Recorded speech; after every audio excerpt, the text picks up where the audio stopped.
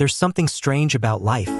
You can't truly see yourself. No matter how many mirrors you look into, how many photos you take, or how deeply you search your soul, there will always be corners of your being you simply can't reach on your own. And sometimes, those corners hide the less beautiful parts, the small habits that seem harmless, the quiet flaws that slowly become part of your personality.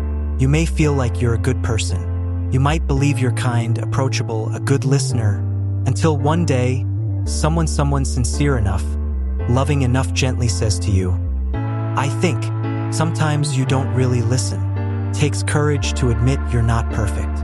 But it takes something even greater, a real friendship, for someone to show you that truth in a way that doesn't wound, but awakens. And maybe, only then can you begin to truly see yourself not through a mirror, but through the honest eyes of a friend. Today's story is about that, about the mirrors that speak, about the friends who helped me see what I couldn't on my own, and about the quiet bravery it takes to face and change the things we never knew were there. They say the truth hurts, but what they don't say is that sometimes it heals too.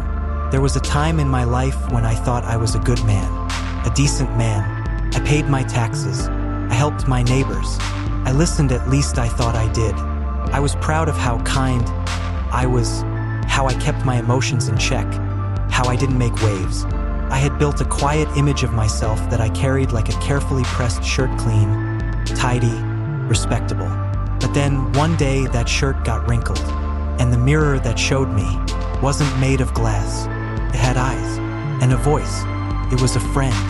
We were sitting at a diner, sunlight bouncing off the silver napkin holders, when my friend leaned across the table and said softly, sometimes it feels like you don't really listen, you just wait to speak.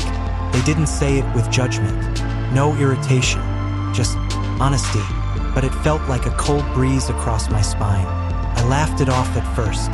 That's not true, I said. I just get excited in conversations. But later that night, I replayed the moment over and over.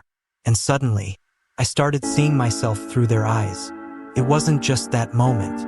There were times I'd cut people off mid-sentence, thinking I was helping finish their thought. Times I changed the subject to something I was more comfortable with. Times I gave advice, lots of advice, when all someone really needed was silence. And the worst part? I'd never noticed. Not really. For years, I had wrapped these habits in better-sounding names. Interrupting, that was enthusiasm. Talking about myself, that was being open. Correcting others, that was being helpful.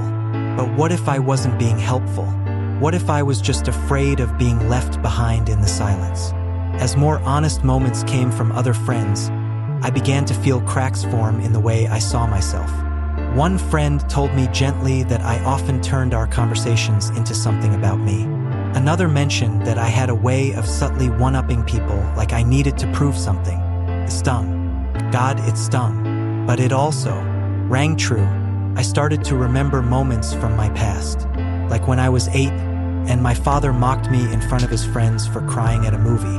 Or when, in high school, I was left out of group plans again and again until I finally learned how to make people laugh, even if it meant exaggerating or pretending. Back then, being overlooked was unbearable. So I crafted a version of myself that was louder, sharper, always ready with something to say. And over the years, that version became me. But it wasn't really me. It was just a boy trying not to be invisible. The truth is, I wasn't a bad person. I was a hurt person. And hurt people often wear masks so long, they forget they're wearing them. What changed everything wasn't just the realization. It was that my friends stayed. They really saw me and didn't turn away. They didn't sugarcoat the truth, but they didn't shame me either. They gave me room to face myself. And that is a kind of love that runs deeper than comfort. These days, I'm trying something new. I pause more. I ask questions and actually wait for the answers. I stop myself from teaching when someone just needs a shoulder. I'm not perfect. I still stumble. But now I notice. I've learned that self-awareness doesn't always come from looking inward. Sometimes it comes from the brave people who stand beside us and hold up the mirror.